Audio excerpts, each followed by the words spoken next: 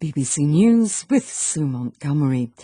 Cardinal Angelo Becciu has become the highest-ranked priest in the Vatican to be indicted over alleged financial crimes. A judge ordered the cardinal and 9 others to stand trial on charges of embezzlement, money laundering, fraud, extortion and abuse of office. David Willey is in Rome.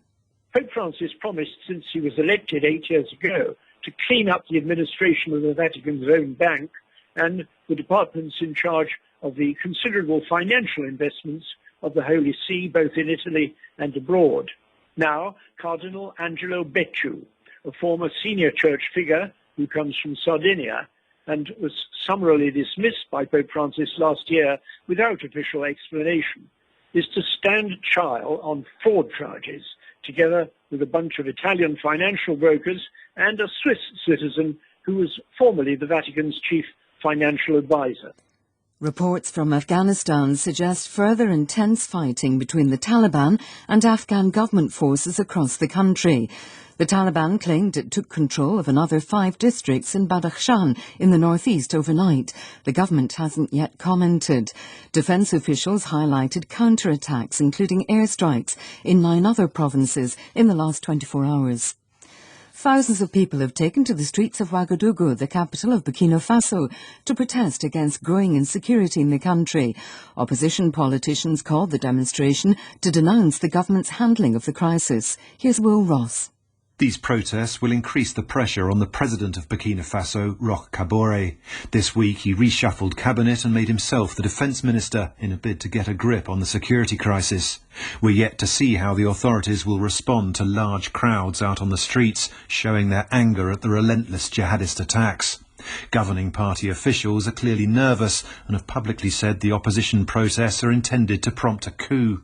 Similar jihadist violence fuelled instability in neighbouring Mali, where there have been 2 coups in less than a year. Protesters in Myanmar have held small demonstrations against the country's military ruler to mark his 65th birthday, the day in which he was due to retire. Michael Bristow reports. People burned mock coffins and pictures of Min Aung Hlaing, the man who led the coup that toppled the civilian government in February. Myanmar has problems because of him, said one protester. Rules that would have forced the general to retire today as head of the armed forces because of his age were scrapped by the military after it seized control. Min Aung Hlaing is now more powerful than ever. The military he leads shows no sign of returning to the barracks, despite continuing protests and international sanctions. On Saturday, his administration said it was working to establish enduring peace. BBC News. The former European Council President Donald Tusk has returned to frontline Polish politics, resuming his old job as head of the opposition Civic Platform Party.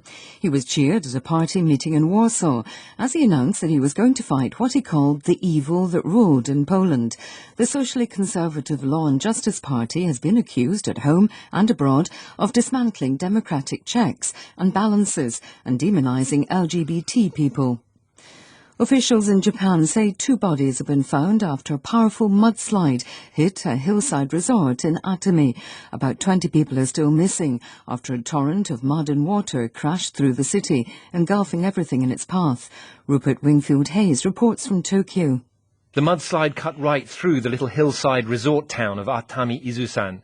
The Japanese army has now been called in to dig through the thick mass of mud, in some places several metres deep. But it's hard to imagine how anyone caught in this slide could have survived.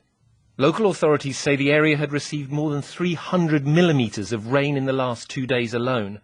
That's more than the normal rainfall for the whole month of July. Japan is a very mountainous and densely populated country, and landslides are not uncommon. A former MP in Australia has said she was subjected to inappropriate touching and sexist comments while in office. In an excerpt from a book out next week, Julia Banks said a cabinet minister had slid his hand up her thigh.